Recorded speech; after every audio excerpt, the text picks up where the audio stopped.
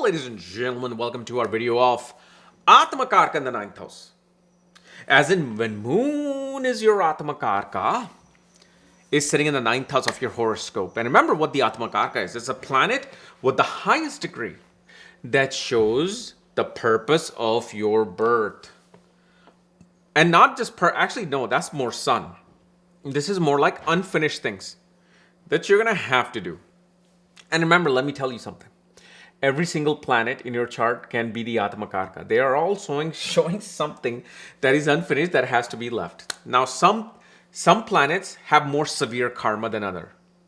Maybe your Bhatri Karaka or Gatri Karaka may not show any form of major thing, versus your Amatya Karaka. So Atmakaraka is that leader. He's like, hey, I am your Atmakaraka. Pay attention to me first.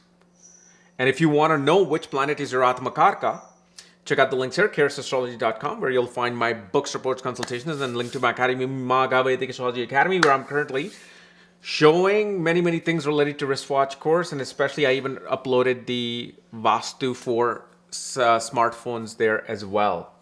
Okay, especially regarding your money and wealth. So anyway, Moon as the Atmakaraka, and hopefully, look, I don't care if you use 8 karakas, I use 7. I just leave life simple. I keep it simple. Okay? 7 karakas. The world was created in 7 days. 7 days of the week, 7 colors in the rainbow. So, let's leave it to 7 karakas. Now, this particular moon, it's probably one of the best positions of the moon you can have. Now, you must be thinking, don't think that, it's a best position of the moon. That means I know what bulb goes on in everybody's mind. Oh, money. I know money is important. Okay, I get it. It's very important. Okay, when people say all I need is love and not money, it's like fantasy poetry of the 16th century. No, money comes first. Yes, we get that. It is important. But the thing is, this particular moon, okay, as your Atmakaraka shows, you are here to learn the 16 forms of art in your life. It's known as Sola Kalais. It's the 16 forms of different arts. It could be painting. It could be sewing. It could be dancing. It could be playing some musical instrument. It could be doing something related to dealing with beads and making a pattern out of that. Anything that is known as the 16 forms of art, one of them you will do, if not all. Okay? Especially you will see when you have Moon Ketu in the ninth, you will be inclined towards holding a paintbrush and drawing. Or if let's say you have Ketu, Moon, Saturn in the ninth house, you can become a great artist. You can actually be successful as an artist, as a painter, if you have that. And of course, it shows your divinity comes through mother or motherly figure. Mother loved going to pilgrimages. Mother loved going to faraway places to worship, and probably took you with her. And this particular moon shows one is always grateful to teachers, mentors, counselors, advisors.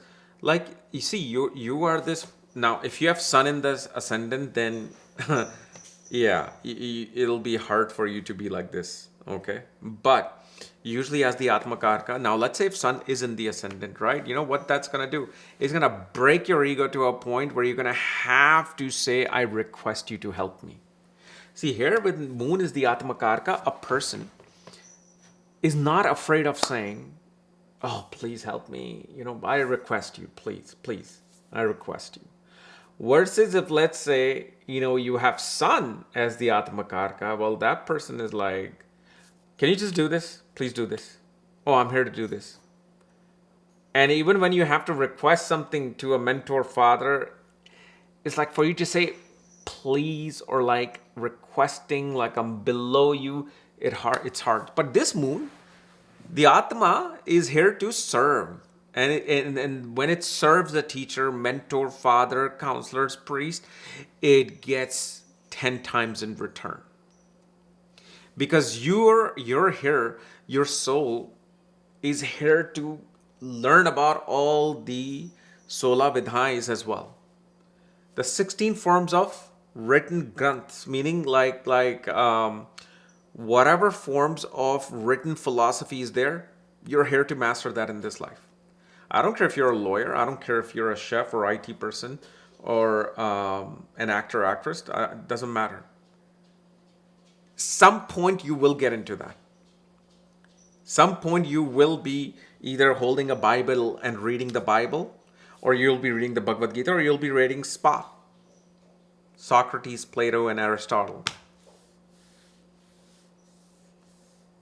So this is why I find this moon that soul has done such good things as your Atmakaraka that it is now here to just refine itself more.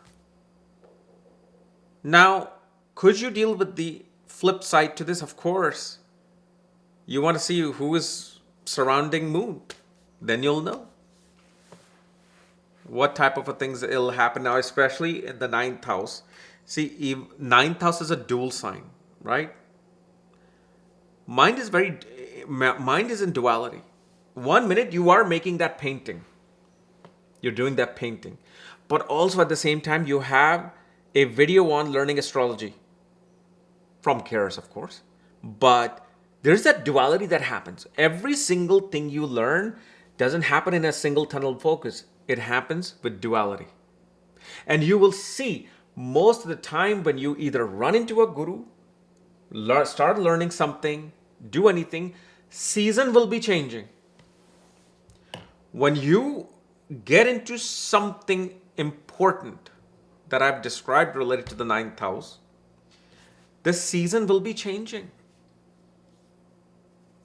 So this is why you will see anytime you go, let's say if you go into summer, you'll have a hard time going and meeting some guru or meeting some Devi temple, anything.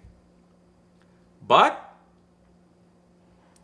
when moon is in the 9th and you go during the change of seasons, fall, spring, or like in India, there's also Savan. In those particular moon will support you to go. And especially because moon is in the 9th, you can even have something fiery around mother's home. Maybe a police station, maybe a fire station, maybe some temple of a fierce god, a fiery god. Okay. And especially you will see father, you will have to somehow, well, first of all, with the Atmakaraka, your emotions are exactly like your father's. The way the father was, you are that. And mother behaves like the father. Mother takes charge. Mother feels more like the fatherly figure, where father is more of that back-end emotional person. Unless, of course, you have other planets sitting here, then it'll do that.